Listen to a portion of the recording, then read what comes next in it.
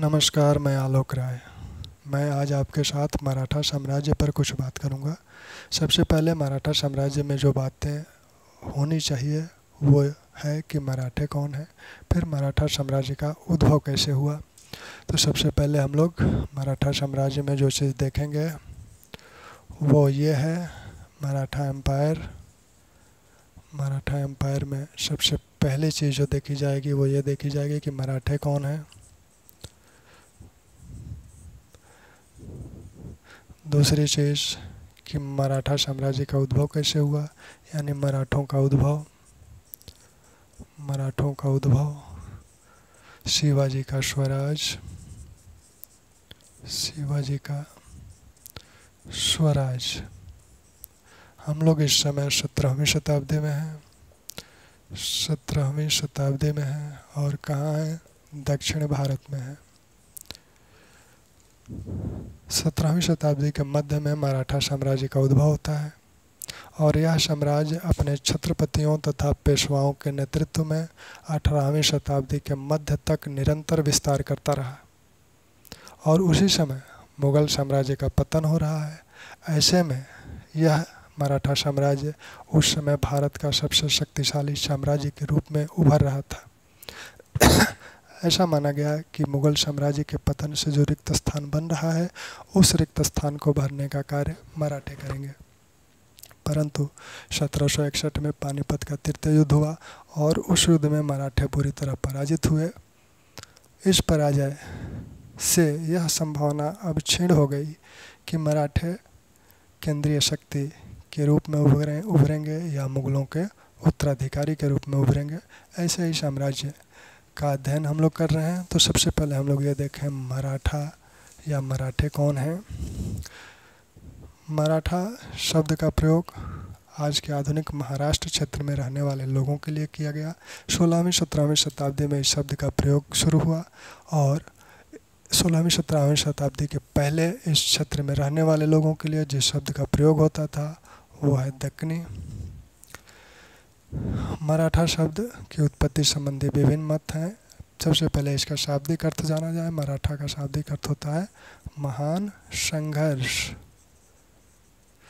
इस शब्द की उत्पत्ति संबंधी जो मत हैं उनको देखा जाए तो माना जाता है कि मराठा या मरहट्ठा शब्द से इसकी उत्पत्ति हुई।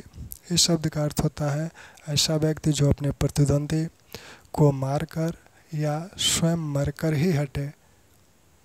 तो यह शब्द भी उनकी वीरता को ही इंगित कर रहा है। एक दूसरा मत है कि रट्टा नामक एक जाति थी जो छोटे छोटे कबीलों में रहती थी। बाद में ये कबीले एकीकृत हुए, मिल गए आपस में, तब इन्हें महारट्टा कहा गया। एक मत ये कहता है कि मरा शब्द से इसकी उत्पत्ति हुई। इसका अर्थ होता है मराठी में घुड़सवार या योद्धा। तो ये जितने भी मत हैं मराठा शब्द की उत्पत्ति में से संबंधित वो सभी शब्द किस ओर इंगित कर रहे हैं? ऐसे लोगों के लिए शब्द प्रयोग किया जा रहा है जो योद्धा हैं, वीर हैं, साहसी हैं, जुझारू हैं। इस क्षेत्र में जो आधुनिक महाराष्ट्र वाला क्षेत्र है जिसे मराठवाड़ा कहा गया है, उस क्षेत्र में रहने वाले सभी लोगों के लिए, उस क्षेत्र में जितनी भी जातियां हैं सबके लिए इनका प्रयोग होगा। किसी जाति विशेष के लिए ही सिर्फ इनका प्रयोग नहीं होगा। ब्राह्मण, क्षत्रिय, कुणबी, धनगर और जो कबीले हैं, कुणबी का मतलब कृषक से है, धनगर का मतलब पशुपालकों से है। तो इन सब के लिए इनका प्रयोग हो रहा है। साथ ही जो लोग बाहर से आकर यहाँ बस गए, जैसे शिवाजी के पूर्वज राजस्थान से आकर इस क्षेत्र में बस गए, उनके लिए भी मराठा शब्द का प्रयोग किया जाएगा। ठीक, तो हम लोग आगे चलें। आगे सबसे पहले तो ये देखें कि ये क्षेत्र है कहाँ। हालांकि मुझे मैप बनाना बहुत अच्छा आता नहीं है, लेकिन फिर भी एक मोटा मोटी आइडिया आपको दे दूंगा। ठीक है, इससे आप काम चलाइए। यह जो क्षेत्र है गुजरात है, मध्य प्रदेश वाला क्षेत्र है। यह जो क्षेत्र है महाराष्ट्र वाला क्षेत्र है, ये उड़ीसा है, ये आंध्र प्रदेश वाला क्षेत्र है।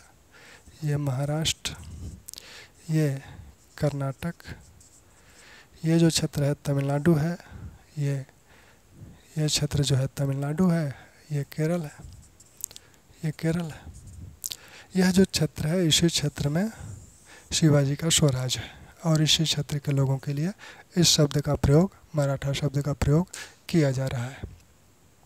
अब यहीं थोड़ा सा देख लिया जाए कि शिवाजी का स्वराज का क्या अर्थ है, क्या मतलब है। शिवाजी का स्वराज का मतलब है गुजरात से लगा हुआ सलेहर, मुलेहर, बगलाना, नासिक, पुणे,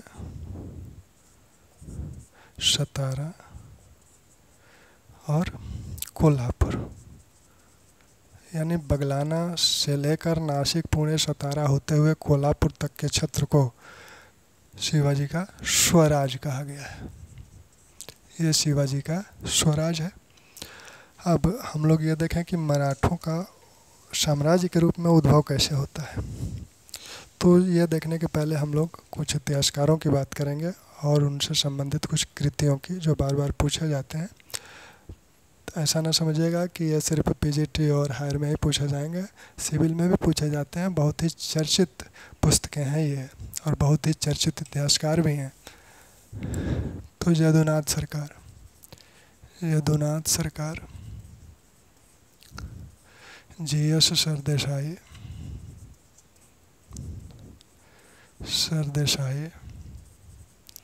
रानाडे, सभासद, रामचंद्र, खफी खां। यदुनाथ सरकार ने औरंगजेब का इतिहास लिखा है। साथ में शिवाजी के भी विषय में एक किताब लिखा उन्होंने, Shivaji and his times.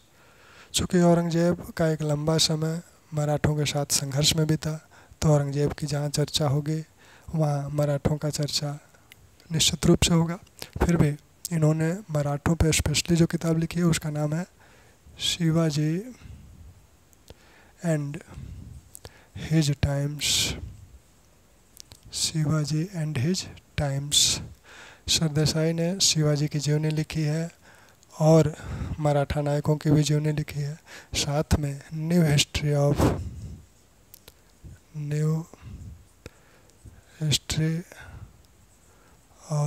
The Marathas, new history of the Marathas Sardesai साहब लिखते हैं, मराठा इतिहासकार हैं। रानाडे लिखते हैं rise of the Maratha power, rise of the Maratha power, Ranade साहब लिखते हैं। सभासद, इनका पूरा नाम है कृष्णा अनंत सभासद। इन्होंने आख्यायिका लिखी है, आख्यायिका। इसका नाम है शिवाजी छत्रपति चरित्र। मराठी में लिखी गई है। आख्यायिका का मतलब है कल्पित कहानी जो सत्य घटनाओं पर आधारित हो और जिसमें नायक द्वारा भी कुछ कहलवाया जाए। तो सभासद ने आख्यायिका लिखी। रामचंद्र ने आज्ञापत्र लिखा। आज्ञापत्र जो है यह मराठों के जो नीतियां हैं, मराठों के जो नियम हैं, उनका संग्रह जो है वो आज्ञापत्र है। रामचंद्र ने उसके संग्रह को आज्ञापत्र नाम से लिखा। खफी खां वैसे तो शिवाजी की बहुत आलोचना करते हैं, उन्हें धोखेबाज कहते हैं, लेकिन शिवाजी की धार्मिक नीतियों की प्रशंसा भी करते हैं। मुंतखबुल लबाब।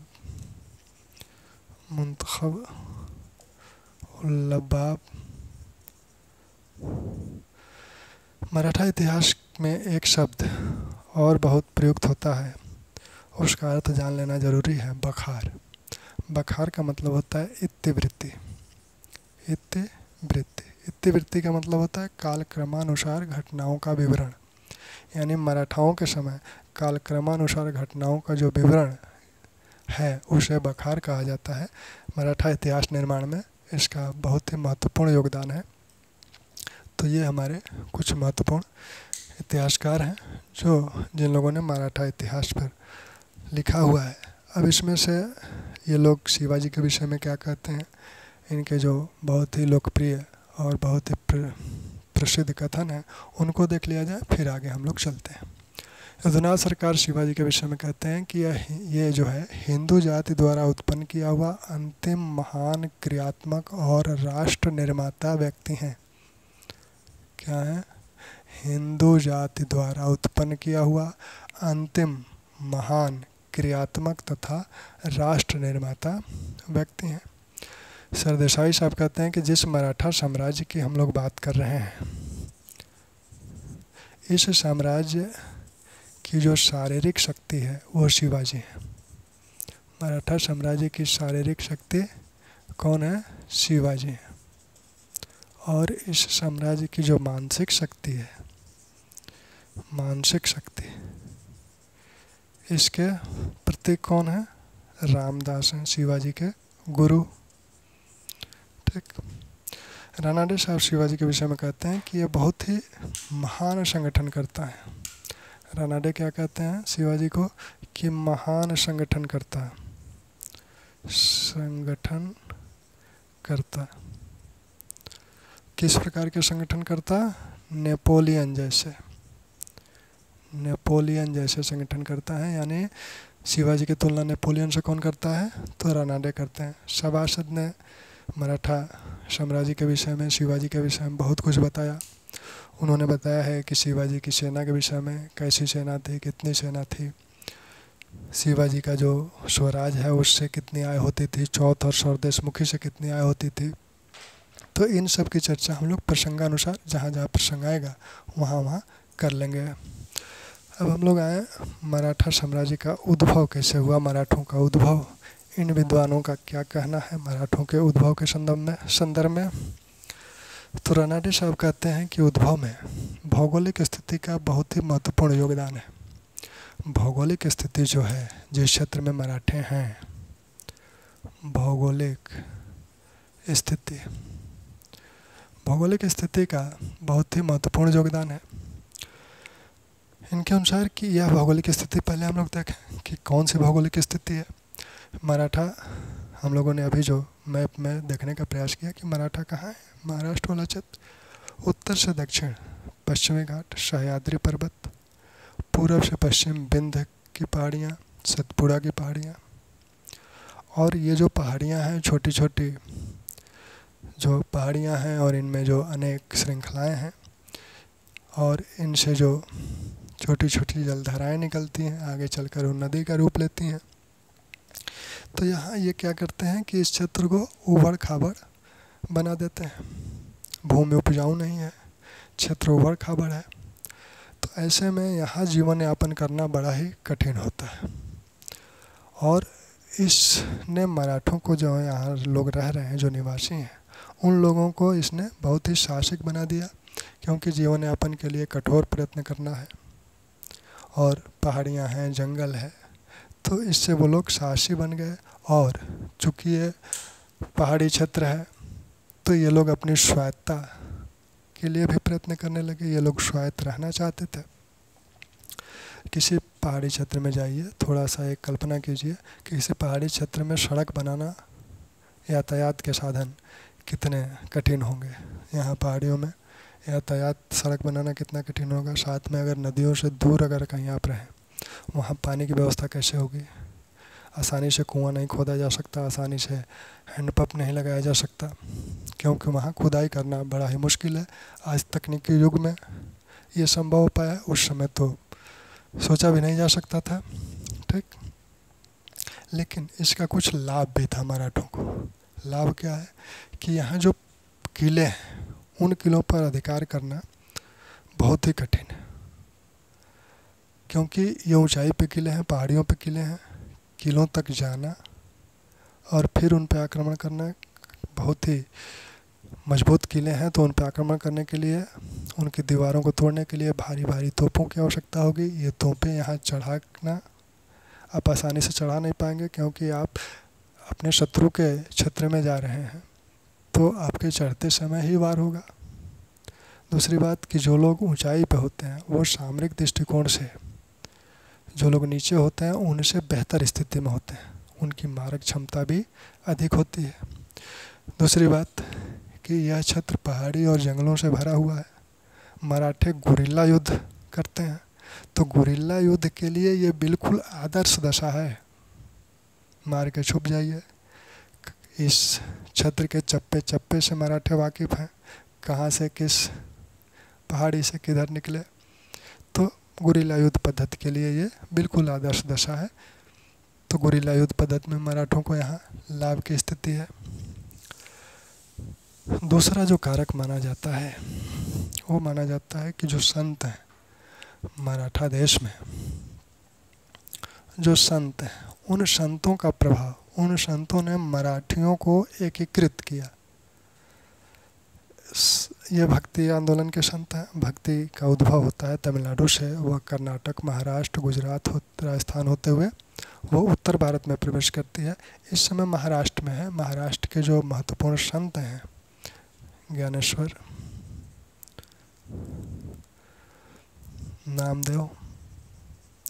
नामदेव, एकनाथ, तुकाराम, रामदास, तो ये मराठा संत हैं। इन लोगों ने धार्मिक बाह्य जो आडंबर है उनकी आलोचना की, जो जातिगत भेदभाव है समाज में उसकी आलोचना की। यानी ये दोनों चीज़ें जो समाज को बिखराव दे रही थी, समाज में अलगाव उत्पन्न कर रही थी, जाति व्यवस्था और धार्मिक बाह्य आडंबर, इनकी ये आलोचना करते हैं। यानी ये समाज को, मराठी समाज को जोड़ने का कार्य करते हैं। इसमें से अधिकांश संत निम्न जाति के हैं। जैसे तुकाराम खुद को शूद्र कहते हैं और कहते हैं कि शूद्र होने का एक लाभ ये है हमें कि मुझ में अहंकार नहीं है। तो इन संतों ने अपने उपदेशों के माध्यम से मराठी जनता को एकीकृत करने का प्रयास किया और मराठी जनता को अपनी मातृभूमि को प्राप्त करने के लिए या उसकी स्वायत्तता के लिए लड़ने की भी प्रेरणा दी। जैसे रामदास कहते हैं कि युवाओं को कहते हैं कि व्यायाम करो जिससे कि स्वस्थ रहो और संगठित हो। ठीक, पुरुषार्थ की बात करते हैं। तो एक एक करके इनको हम लोग देखें। ज्ञानेश्वर माना जाता है कि 1275 ईस्वी में इनका जन्म हुआ। अहमदनगर के अप्पे गांव इनका जन्म स्थल है। नामदेव 1270, इनसे ज्ञानेश्वर से 5 साल बड़े हैं। इनका जो जन्म होता है वो नरसी बामन नामक गांव में, नरसी बामन सतारा के पास है, नरसी बामनी नामक गांव में। एकनाथ माना जाता है कि 1535 ईस्वी में इनका जन्म हुआ, पैठन में। तुकाराम माना जाता है 1598 ईस्वी में इनका जन्म हुआ और इनका जन्म पूना के पास देहू नामक स्थान पर हुआ। और 1608 में रामदास का जन्म हुआ औरंगाबाद के जाब नामक स्थान पर।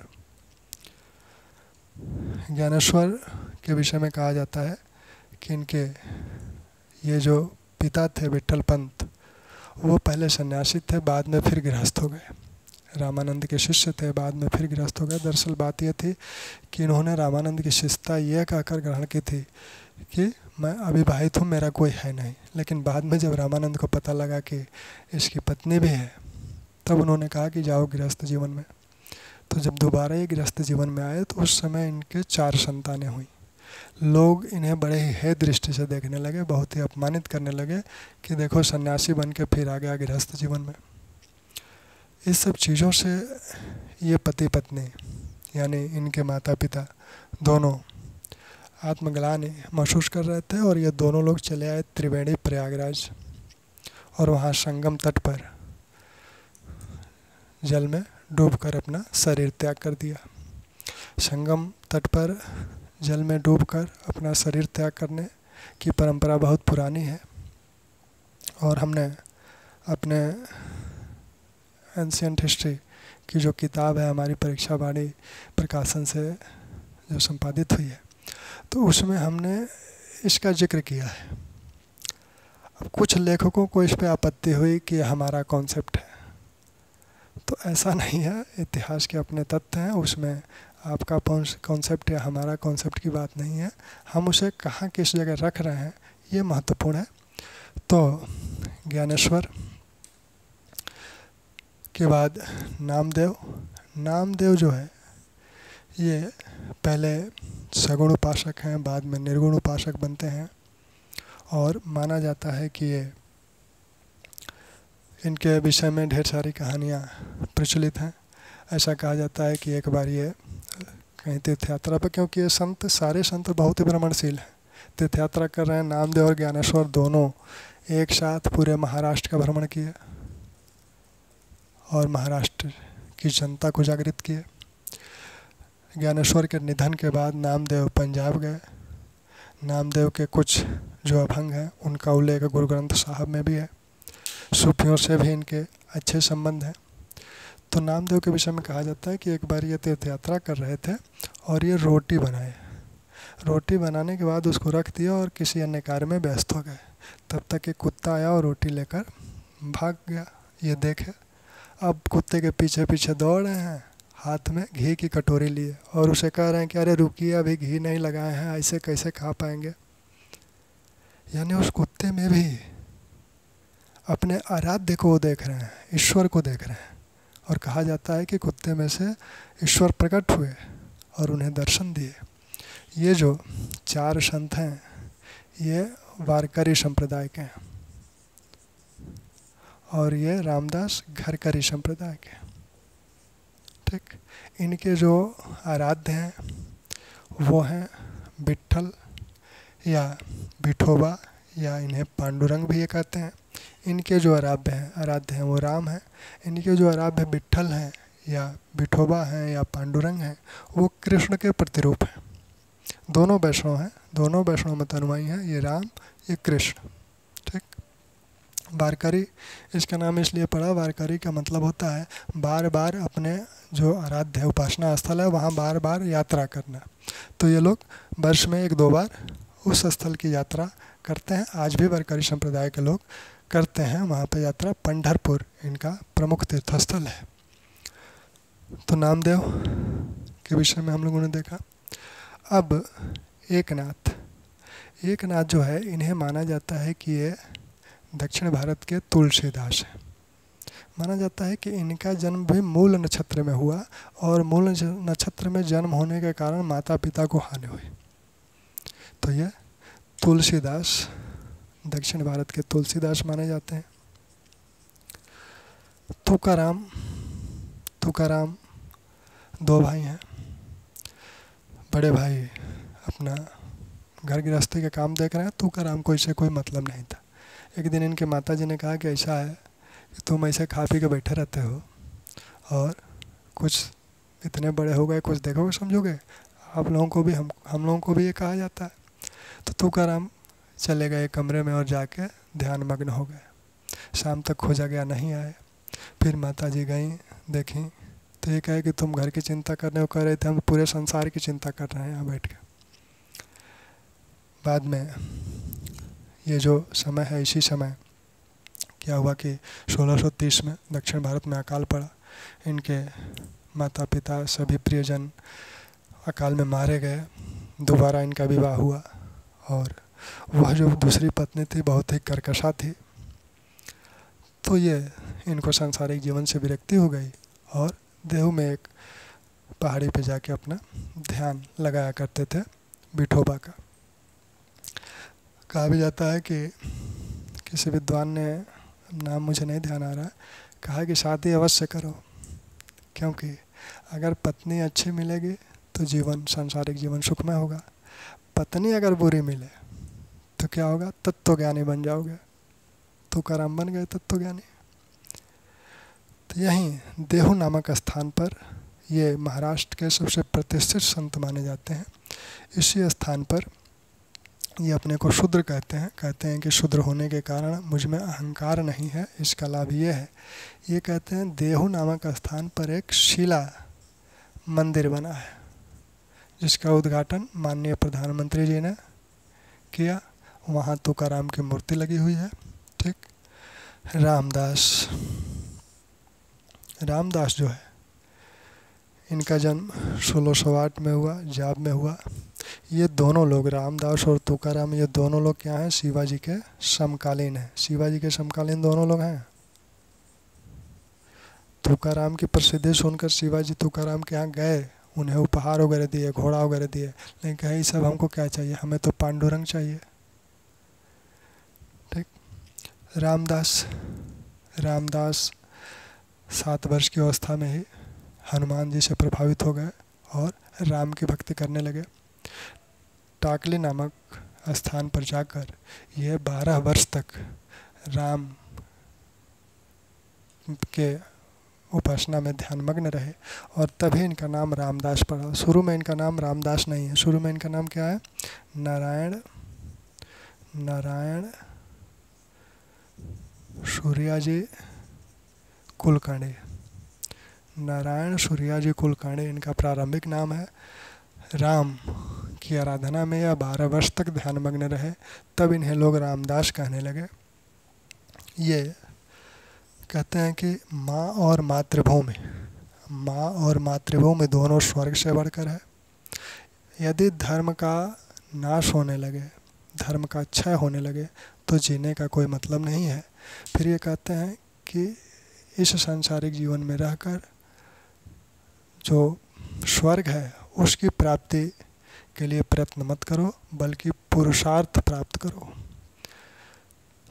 यानी इनका इशारा किस तरफ है कि धर्म का क्षय हो रहा है और युवकों कहते हैं कि तुम लोग व्यायाम वगैरह करो, शरीर वगैरह बनाओ ज़रा, और जो अत्याचार हो रहे हैं उन अत्याचारियों का विनाश करो। अत्याचारी कौन है, शासक अत्याचारी हैं। शासकों को कहते हैं कि उन्हें थोड़ा सा चिंतन मनन करना चाहिए कि साम्राज्य में शांति और सुकून के लिए क्या किया जा सकता है। तो इस प्रकार ये मराठा संत मराठी लोगों को, मराठों को प्रेरित करते हैं अपनी स्वायत्ता के लिए, अपने स्वराज्य प्राप्ति के लिए। सज्जनगढ़ नामक किले में इनका निधन हुआ 1682 में। कुछ दिन शिवाजी इनके साथ रहे थे। ये जिस तरह का वस्त्र पहनते थे उसी रंग के वस्त्र को शिवाजी ने अपना झंडा बनाया। ठीक। अब इन लोगों ने मराठी भाषा, क्योंकि देखिए राष्ट्रवाद में भाषा का भी महत्वपूर्ण योगदान है। राष्ट्रवाद है क्या, राष्ट्रवाद है लोगों में एकजुटता हो और अपने राज्य के लिए मर मिटने की भावना हो, यही राष्ट्रवाद है। यानी अपना सर्व कुछ न्यौछावर करने की जब भावना हो अपने राष्ट्र के प्रति, वही राष्ट्रवाद है। यहाँ इन लोगों ने, अब उसमें भाषा भी एक सहायक है, क्योंकि उस समय साक्षरता की दर क्या हो गई हम अपन मान लगा सकते हैं। तो जो स्थानीय भाषा है उस भाषा में ही अगर साहित्य रचा जाए तो लोगों तक अपनी बात बहुत ही आसानी से पहुंचाई जा सकती है। मराठी भाषा को सबसे पहले प्रश्रय ज्ञानेश्वर ने दिया। इन्होंने गीता पर मराठी में टीका लिखी। ज्ञानेश्वर का एक नाम जनेश्वर भी है, ये भी ध्यान रखिएगा, जनेश्वर। तो मराठी में इन्होंने गीता पर टीका लिखी जिसे भावार्थ दीपिका कहा गया। भावार्थ दीपिका नाम से इन्होंने गीता पर मराठी में टीका लिखी। इसे ज्ञानेश्वरी या जनेश्वरी भी कहा जाता है, ज्ञानेश्वरी या जनेश्वरी। ठीक। नामदेव ने कोई अलग से किताब नहीं लिखी, अभंगों की रचना करते हैं, छोटे छोटे पदों की रचना किए। इनके पदों को गुरु ग्रंथ साहिब में स्थान दिया गया। एकनाथ, इन्होंने गीता का मराठी में अनुवाद किया जिसे एकनाथी गीता कहा जाता है, एकनाथी गीता कहा जाता है। ठीक। इन्होंने अन्य ग्रंथों की भी रचना की। भावार्थ रामायण, रामायण का मराठी में अनुवाद किया जिसे भावार्थ रामायण कहा गया। भावार्थ रामायण नाम से इन्होंने रामायण का भी मराठी में अनुवाद किया। रुक्मिणी विजय इन्होंने नामक ग्रंथ भी इन्होंने लिखा। इनके अन्य ग्रंथ जो हैं वो हैं अमृतानुभव, ज्ञानेश्वर के अमृतानुभव और हरिपाठ। ठीक। तुकाराम माना जाता है कि लगभग 4000 अभंगों की रचना की है। रामदास ने जिस ग्रंथ को लिखा उसका नाम है दासबोध या दशबोध। ठीक। तो भाषा के माध्यम से भी ये लोग मराठी समाज को एकीकृत एकजुट करने का प्रयास करते हैं। अब तीसरा जो उद्भव का कारण बताया जाता है वो बताया जाता है कि उस समय औरंगजेब की जो नीति थी वो हिंदू विरोधी थी और उसकी नीतियों के कारण ही साम्राज्य में विभिन्न विद्रोह हो रहे थे। जैसे सतनामियों का विद्रोह हुआ, जाटों का विद्रोह हुआ, सिखों का विद्रोह हुआ। उसी कड़ी में ये मराठा आंदोलन था। औरंगजेब की नीतियाँ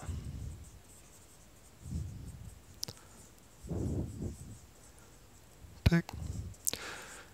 चौथा कारण माना जाता है परिस्थितियाँ। उस समय परिस्थिति क्या थी, दक्षिण भारत की राजनीतिक स्थिति क्या है। किसी भी साम्राज्य के उद्भव या किसी व्यक्तित्व के विकास में परिस्थितियों का महत्वपूर्ण योगदान होता है। तो यहाँ भी परिस्थितियाँ क्या हैं उसको देखा जाए। तो हम लोग अगर परिस्थितियों की बात करें, परिस्थितियाँ देखें, तो सबसे पहले दक्षिण भारत की राजनीतिक स्थिति क्या है। इस समय दक्षिण भारत में कौन है, कितने राज्य हैं, कौन कौन है। तो थोड़ा सा हम लोग पीछे चलें। मोहम्मद बिन तुगलक के समय दक्षिण भारत में 2 राज्यों का गठन हुआ। एक था बहमनी, दूसरा था विजयनगर। बहमनी और दूसरा था विजयनगर। इस बहमनी और विजयनगर के बीच निरंतर संघर्ष चल रहे थे। 1565 ईस्वी में तालीकोटा युद्ध में बहमनी शासकों ने विजयनगर को बुरी तरह पराजित किया। उसके बाद विजयनगर का पतन होने लगा। लेकिन बहमनी साम्राज्य भी केंद्रीकृत नहीं रहा। केंद्रीय शक्ति जब बहमनी साम्राज्य की कमज़ोर हुई तो जैसा कि सामान्यतः होता है प्रांतीय शक्तियाँ अपनी स्वायत्ता घोषित कर देती हैं। ऐसा ही विजय बहमनी में भी हुआ। जब केंद्रीय शक्ति कमज़ोर पड़ी तब ये जो प्रांतीय शक्तियाँ हैं ये अपनी स्वायत्ता घोषित कर दी, अपनी स्वतंत्रता घोषित कर दी। बहमनी साम्राज्य के ध्वंसावशेष पर या खंडहर पर जिन राज्यों का उदय हुआ वो हैं अहमदनगर, बरार, बीजापुर, बिदर, गोलकुंडा। ये राज्य कब स्वतंत्र हुए, किसके नेतृत्व में स्वतंत्र हुए। 1490 ईस्वी में अहमद निजाम शाह के नेतृत्व में अहमदनगर स्वतंत्र हुआ। 1490 में ही फतुल्लाह इमाद के नेतृत्व में बरार स्वतंत्र हुआ। 1489 में इस्माइल आदिल शाह के नेतृत्व में बीजापुर स्वतंत्र हुआ। 1527 में कासिम बरीद, इसे दक्कन का लोमड़ी भी कहा जाता है, कासिम बरीद के नेतृत्व में बीदर स्वतंत्र हुआ। 1512 से 18 के बीच कुली कुतुब शाह के नेतृत्व में गोलकुंडा स्वतंत्र हुआ। आप किताबों में देखते होंगे कि अहमद निजाम शाही, कुतुब शाही, आदिल शाही शब्दों का प्रयोग होता है। तो वो इन नामों के चलते अगर निजाम शाही का प्रयोग हो रहा है यानी वो अहमदनगर राज्य की बात हो रही है, आदिल शाही का प्रयोग हो रहा है तो बीजापुर, इमाद शाही का प्रयोग हो रहा है तो बरार, बरीद शाही का प्रयोग हो रहा है तो बीदर और कुतुब शाही का प्रयोग हो रहा है तो गोलकुंडा से उसका मतलब है। अब देखिए आगे क्या होता है। 1574 ईस्वी में अहमदनगर ने बरार को अपने में शामिल कर लिया, यानी अपने साम्राज्य में उसको मिला लिया। बरार का स्वतंत्र अस्तित्व समाप्त हो गया। 1618-19 में बीजापुर ने बीदर को अपने में मिला लिया, यानी बीदर का भी स्वतंत्र अस्तित्व समाप्त हो गया। इसका स्क्रीनशॉट ले लीजिए, बार बार पूछा जाता है।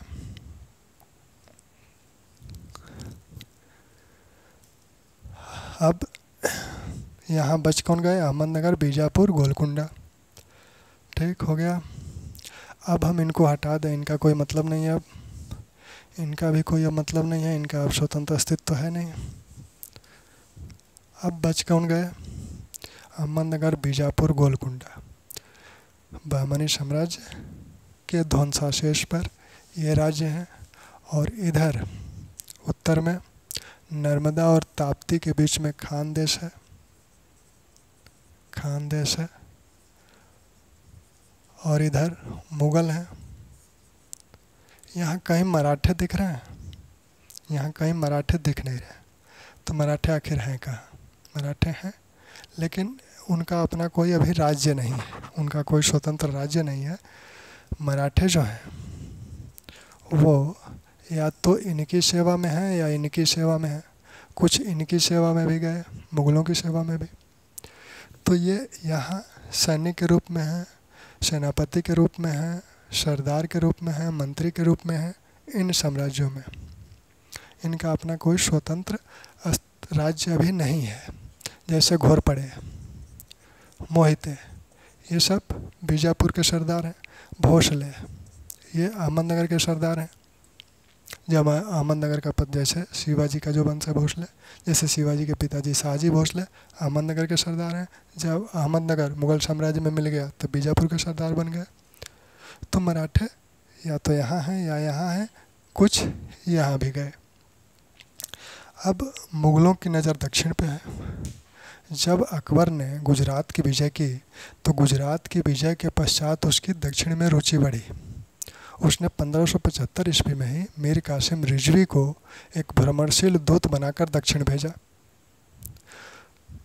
वहाँ की राजनीतिक स्थिति को जानने के लिए।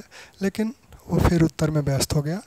जब उत्तर से फुर्सत मिली तो 1591 ईस्वी में उसने इन चारों राज्यों के पास एक एक दूत भेजा और ये कहलवाया कि हमारे साम्राज्य की अधीनता, यानी हमारी अधीनता स्वीकार कर लो सब लोग। दरअसल ये देखिए, ये मुग़ल सीमा पर है। मुग़ल साम्राज्य की शक्ति बहुत है, ये एक छोटा सा राज्य है, तो ये इनकार कर नहीं सकते थे। तो यहाँ के जो शासक हैं अली खां, वो मुग़ल अधीनता स्वीकार कर लिए। यानी अब खानदेश ख़त्म। अब सीधे मुग़ल यहाँ आ गए। इनको हम लोग नक्शे में देख लें तो थोड़ा सा और स्पष्ट हो जाएगा। देखिए, पढ़ने का मतलब है कि चीज़ों को समझते हुए पढ़िए, ठीक। रटना तो आप रट लेंगे, ठीक। ये आपका गुजरात है, ये मध्य प्रदेश है, मालवा है। खानदेश जो है मध्य प्रदेश वाले इलाके में है। गुजरात, मालवा, खानदेश, इस सब पे मुग़लों का अधिकार है। मुग़ल आ गए। ये जो है आपका महाराष्ट्र वाला क्षेत्र अहमदनगर है, ठीक। ये उड़ीसा है। ये आंध्र प्रदेश वाला गोलकुंडा वाला क्षेत्र है, ठीक। ये जो है कर्नाटक वाला क्षेत्र है, यानी यहाँ बीजापुर है। जब विजयनगर साम्राज्य का पतन हो गया तो यहाँ जो उनके सरदार थे, धीरे धीरे गोलकुंडा और बीजापुर ने सुदूर दक्षिण तक अपना अधिकार बनाने का प्रयत्न किया। यानी अब अहमदनगर की सीमा पे आ गए मुग़ल। अब मुग़लों का संघर्ष अहमदनगर से होगा। 1593 में अकबर ने सेना भेजी। अहमदनगर को विवश होकर अहमदनगर और बरार का क्षेत्र मुग़लों को देना पड़ा। लेकिन फिर भी अहमदनगर अपनी स्वतंत्रता के लिए लगातार प्रयत्नशील रहा। और यहाँ शाहजी भोसले भी हैं। लेकिन 1633 ईस्वी में आते आते अहमदनगर का विलय मुग़लों ने अपने साम्राज्य में कर लिया। जब अहमदनगर का विलय कर लिया तो यहाँ जो मराठे थे वो बीजापुर में आ गए। कुछ मुग़लों के साथ भी है, शाहजी भोसले भी कुछ समय मुग़लों के साथ गए थे। तो हम लोग आगे अब शाहजी भोसले, हम लोग ये स्थिति देख ही रहे हैं। अहमदनगर का विलय हो गया। बीजापुर की जो राजनीतिक स्थिति है, बीजापुर दरबार में भी कई गुट हैं, तो ये भी धीरे धीरे कमज़ोर हो रहा है। इसी का लाभ उठाकर शिवाजी अपने राज्य की स्थापना कर रहे हैं। दरअसल महाराष्ट्र वाला जो क्षेत्र है वो दोनों में बटा हुआ है। अहमदनगर का अधिकांश क्षेत्र महाराष्ट्र का है। बीजापुर का भी कुछ क्षेत्र आज के महाराष्ट्र, जैसे कोल्हापुर वाला जो क्षेत्र है, उस पर बीजापुर का अधिकार था। ये जो कोंकण तट है, इस पर बीजापुर का अधिकार था। और शेष अहमदनगर के बाद जो महाराष्ट्र बचा था यानी शेष महाराष्ट्र और कर्नाटक, और इधर दक्षिण की तरफ भी है, प्रयास कर रहे हैं मैसूर, वेल्लोर आदि पर भी अधिकार करने का। तो हम लोग आगे अब शहाजी भोसले से शुरू करेंगे और फिर मराठा साम्राज्य का एक और पड़ाव देखेंगे। धन्यवाद।